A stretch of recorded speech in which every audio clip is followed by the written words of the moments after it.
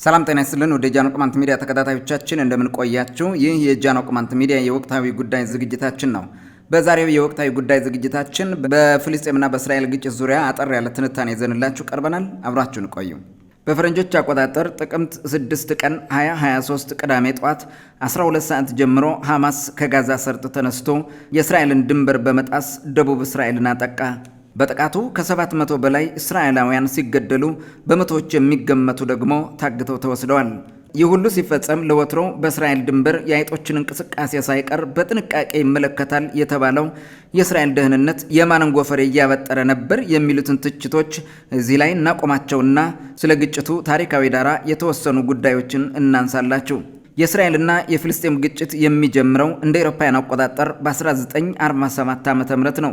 በ1947 ዓ.ም የተባበሩት መንግስታት ሪዞሉሽን 181 ወይንም ዘ ፓርሽን ፕላን የተሰኘውን እርምጃ ለመውሰድ ወሰነ።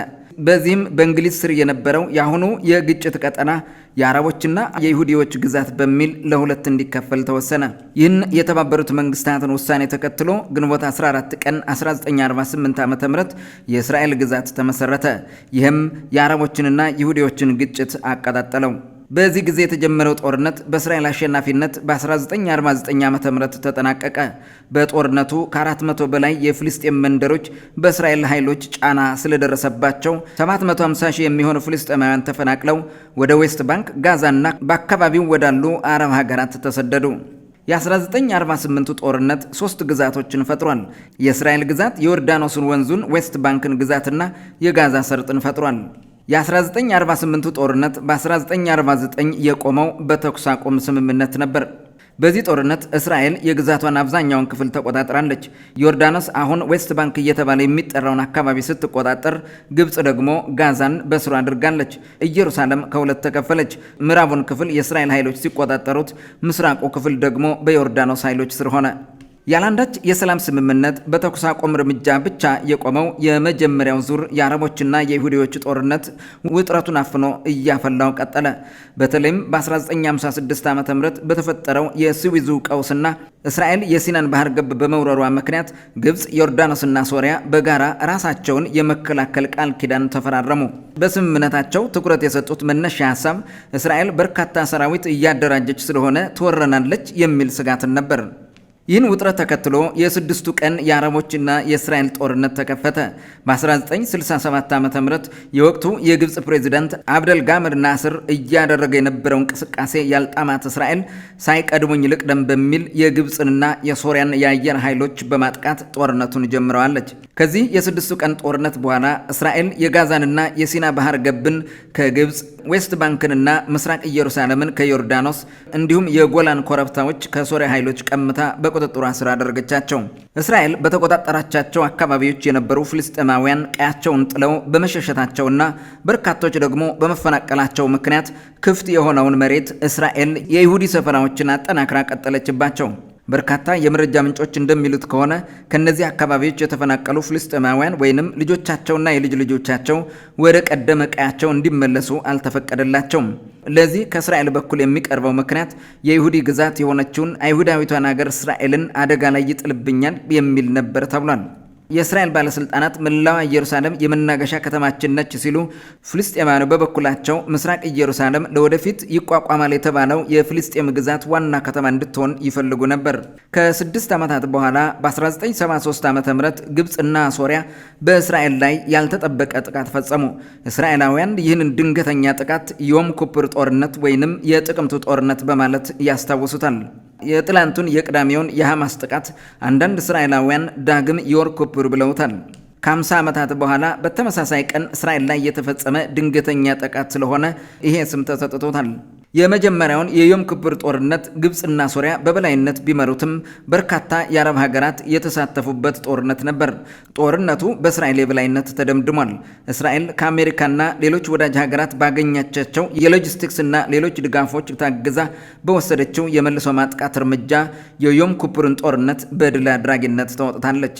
ግብፅና ሶሪያ የመሩት የጥቅምቱ ጦርነት ዋና ዓላማ በ1948ቱ ጦርነት እስራኤል የወሰደቻቸውን ግዛቶች ማስመለስ ነበር።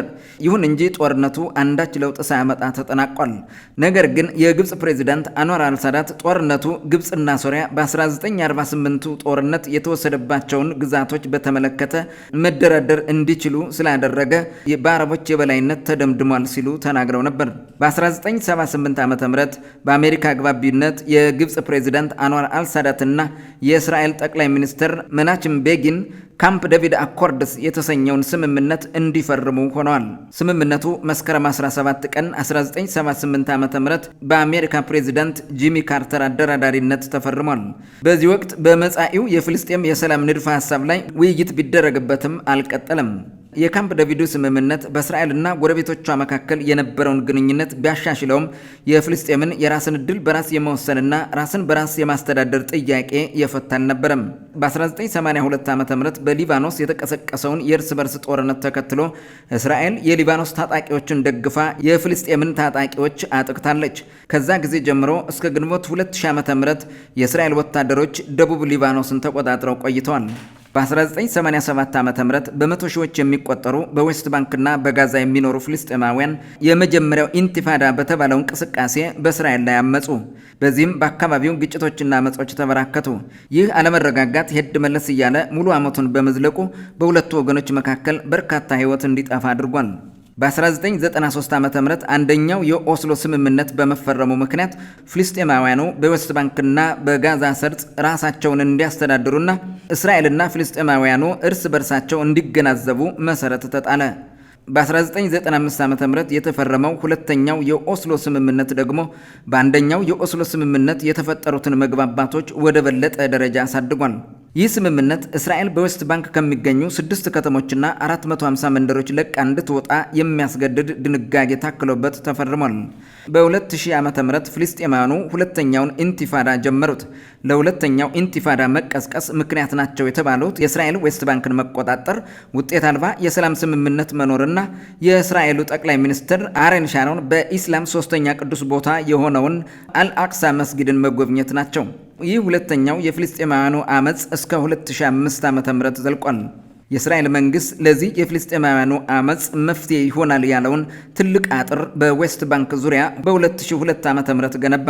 ይህ የእስራኤል ውሳኔና እርምጃ ተግባራዊ የተደረገው የዓለም አቀፍ ፍትህና የዓለም አቀፍ ወንጀለኛ ፍርድ ቤቶች የተባሉ አካላትን ተቃውሞ ወደ ጎን ገሸሽ በማድረግ ነበር። በ2013 ዓ.ም የአሜሪካ መንግስት በዌስት ባንክ የሚገኙት የፍልስጤም ባለስልጣናትና የእስራኤል መንግስት በማግባባት የሰላም ስምምነት ሂደቱ እንዲሻሻል ሞከረ። ይሁን እንጂ የሰላም ውይይቱ በ2014 ዓ.ም የፍልስጤሙ ገዢ ፓርቲ ፈታህ ሐማስ ከተባለው ተቃዋሚ አንጃ ጋር የአንድነት መንግስት በመመስረቱ ምክንያት ተደናቀፈ።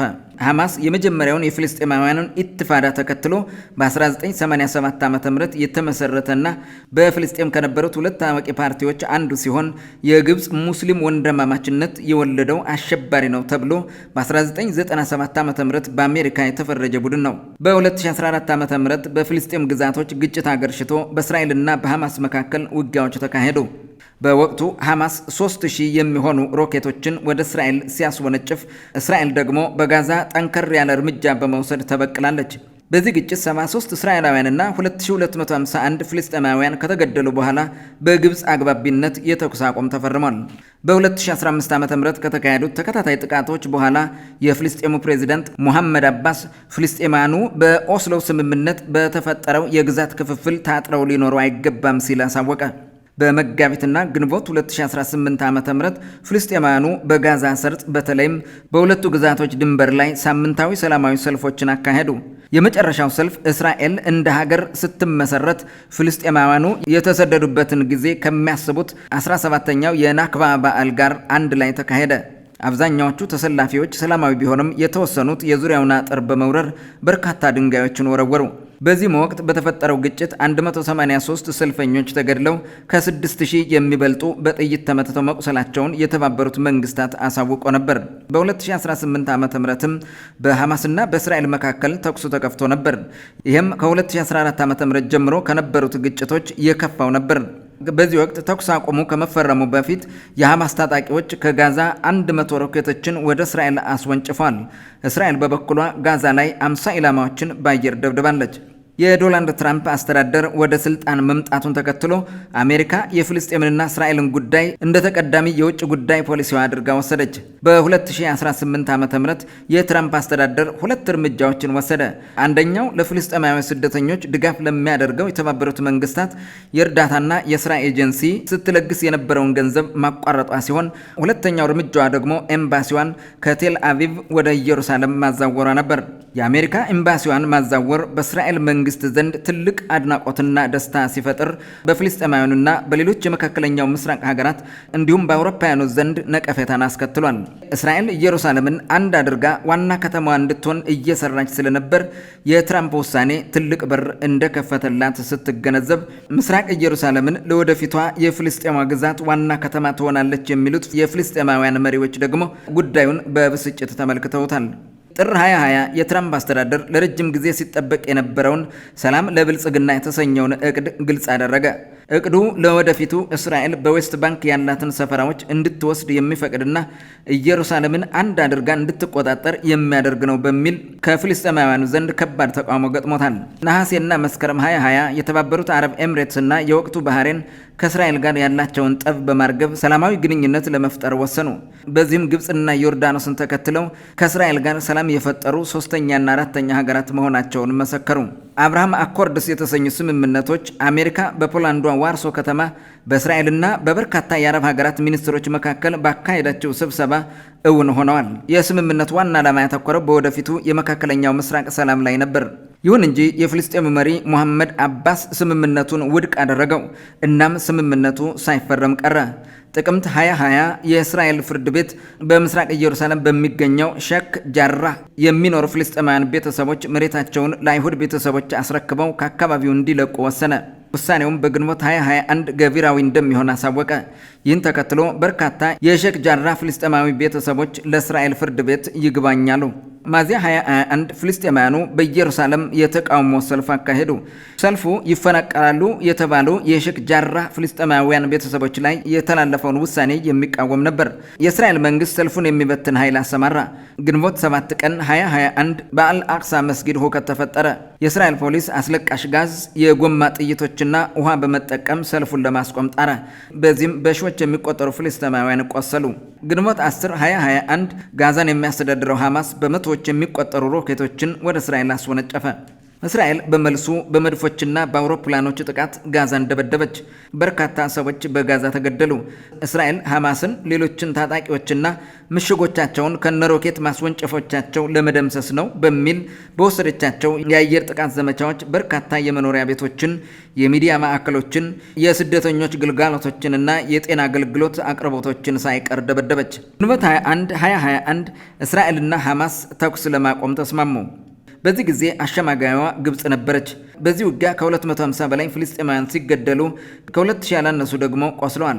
13 የሚሆኑ እስራኤላውያን ደግሞ ተገድለዋል። በዚህ ጦርነት ከ72000 በላይ የሚበልጡ ፍልስጤማውያን መፈናቀላቸውን የተባበሩት መንግስታት ሪፖርት አድርጎ ነበር። 2022ም ቢሆን ከግጭት ጋር የተያዙ ሞቶች ተበራክተው በመቀጠላቸው ለ2023 ግጭት መባባስ ምክንያት ፈጥሯል። ፍልስጤማውያንና እስራኤላዊ ሰፋሪዎች ለበርካታ ጊዜያት ሲጋጩ ዘልቀዋል። በተለይም እስራኤል 5000 አዳዲስ ሰፋሪዎችን በዌስት ባንክ ለማስፈር ባለፈው ሰኔ 2023 ከወሰነች ወዲህ ግጭቶች እየከፉ መጥተዋል። ይህን ተከትሎ የእስራኤል ወታደሮች በርካታ ጥቃቶችን መፈጸም ጀመሩ። ባሳለፍነው ግንቦት 2023 እስራኤል ገዘን የተባሉ ታጣቂዎችን ለ5 ተከታታይ ቀናት ወግታለች። በዚህም ከ2000 በላይ ሚሳኤሎች በእስራኤልና ሐማስ መተኮሳቸው ታውቋል። በሐምሌ ወር 2023ም እስራኤል በርካታ ጥቃቶችን ከፍታለች። በዚህ የእስራኤል ተከታታይ ጥቃት የተቆጣው ሐማስ እስራኤልን አንገት ያስደፋ ድንገተኛ ጥቃት ባለፈው ቅዳሜ 2023 ፈጸመ። በዚህ ዕለት እስራኤላውያኑ ግብፅና ሶሪያ ከ50 ዓመታት በፊት በእስራኤል ላይ የከፈቱትን ድንገተኛ ጥቃት እየዘከሩ እንደነበር ታውቋል። ከጋዛ ሰርጥ የተነሱ የሐማስ ታጣቂዎች የእስራኤልን የድንበር አጥር በዶዘር በማፍረስ እግረኛ ኃይሉ ወደ እስራኤል ዘልቆ ገባ። ሌላው ኃይል ደግሞ የሞተር ፓራሹቶችን በመጠቀም የእስራኤልን ግዛት ጥሰው ገብተው ከ14 በላይ ከተሞችን አጥቅተዋል። ጥቃቱ የተካሄደው እስራኤላውያን በሚያከብሩት ዕለተ ሰንበት በመሆኑ ለሐማስ ታጣቂዎች መልካም አጋጣሚ ፈጥሮላቸዋል ተብሏል። ጥቃቱ በአካባቢው በተገኘው ሰው ላይ ተፈጽሟል ተብሏል። በርካታ ንጹሐን ዜጎችና ወታደሮች ተገድለዋል። በመቶዎች የሚቆጠሩ ንጹሐን ዜጎች ታግተው ተወስደዋል። የተገደሉት እስራኤላውያን ቁጥር ወደ 1000 እያሻቀበ መሆኑ ታውቋል። እስራኤል ጥቃቱን ተከትላ ስቴት ኦፍ ዎር ወይንም በጦርነት ውስጥ መሆኗን አውጃለች። ጦርነቱ ከተጀመረ እነሆ 2 ቀናት አልፎታል። እስራኤል ሐማስን አይቀጡ ቅጣት ይቀጣል የተባለውን ዘመቻ ጀምራለች። ጋዛ የማያቋርጥ የአየር ድብደባ እየተፈጸመባት ሲሆን በርካታ ሕንፃዎች እየወደሙ ይገኛሉ። በጋዛ ቁጥራቸው በውል ያልታወቁ ሰዎች ተገድለዋል። የእስራኤል መከላከያ ሚኒስቴር ጋዛ ሙሉ በሙሉ ከበባ ውስጥ እንድትገባና ከየትኛውም አቅጣጫ ግንኙነት እንዳይኖራት እንዲደረግ ትዕዛዝ ሰጥቷል። ሐማስ እስራኤል ላይ በወሰደው በቅዳሜው ጥቃት በርካታ አሜሪካውያንና እንግሊዛውያን መገደላቸውን ሀገራቱ እያሳወቁ ይገኛሉ። ድርጊቱን ተከትሎ የዓለም ሀገራት እያወገዙ ሲሆን አሜሪካና እንግሊዝን ጨምሮ ብዙዎቹ ከእስራኤል ጎን በመቆም ሽብርተኞችን ለመከላከል መወሰናቸውን አሳውቀዋል። የሐማስን ድንገተኛና መጠነ ሰፊ ጥቃት ተከትሎ አያሌ አወዛጋቢ ጉዳዮች እየተነሱ ይገኛሉ። ሐማስ ይህን ሁሉ ጥቃት ለመፈጸም ሲዘጋጅ የእስራኤል ወይንም የአሜሪካ ደህንነቶች የት ነበሩ? በውኑ ድርጊቱ እንዲፈጸምና የሆነ ያቀዱት የፖለቲካ ትርፍ እውን እንዲሆን አስበ ነው ወይስ የደህንነት ተቋማቱ አቅም ወርዶ ነው? ደህንነቱ በሐማስ እጅ ወድቆ ሐማስን ከጀርባው ቆሞ ማን ነው የሚያበረታው? ወዘተ የሚሉ ጉዳዮች በስፋት ይነሳሉ። አንዳንድ ወገኖች ሐማስ በእስራኤል ላይ የፈጸመው ጥቃት ሆን ተብሎ ተፈቅዶለት ካልሆነ በስተቀር አጥርጥሳ ወደ እስራኤል የምትገባና አይጥ እንኳን ማየት የሚችለው የእስራኤል ደህንነት ሳያውቀው ድንበር ጥሶ ሊገባ አይችልም ይላሉ። ምንም እንኳን የደህንነት መስሪያ ቤቱን የሚመሩት ሰዎች ቢዘናጉ ሀገሪቱ ውስጥ የተተከሉ የደህንነትና የመረጃ ቴክኖሎጂዎች ሐማስ ሲገባ ዝም ሊሉ አይችሉም ተብሏል። አንዳንድ ፖለቲከኞች ምናልባትም እስራኤል ይህንን የሐማስን ጥቃት ተከትላ የምታገኘው ትልቅ ትርፍ ስላለ ጉዳዩን አውጥታ አውርዳ ሐማስን ባላየውና ባልሰማው እንዲገባ አድርጋ ሊሆን ይችላል ቢሉም በርካታዎች ደግሞ በታሪክ እስራኤላውያን በወገኖቻቸው ላይ እንዲህ አይነት ቀልድ የሚቀልድ ሕሊና የላቸውም በሚል ይከራከራሉ። ከዚህ ጉዳይ ጋር በተዛመደ ትልልቅ ነጥቦች ላይ የሚያተኩሩ ወገኖች በበኩላቸው ድርጊቱ በሐማስ ብቻ የታቀደና የተተገበረ ሳይሆን አሁን በዓለም ላይ ያለውን ጦርነት ከዩክሬን ወደ መካከለኛው ምስራቅ በማዛወር ለማትረፍ የፈለጉ የምስራቁ ጎራ ወታደራዊና የደህንነት ጠበብቶች የፈጠሩት ነው ሲሉ ግምታቸውን አስቀምጠዋል።